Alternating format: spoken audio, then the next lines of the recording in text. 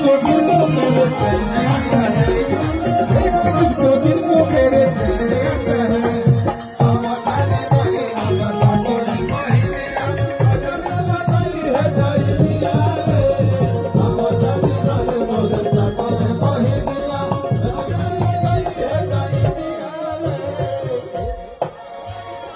क्या चाहते हो? शर्मिंदा कर रहे हो अपने भाई को? इतने प्यारे होते, प्यार में बदला इतना पैसा कौन लुटाता है?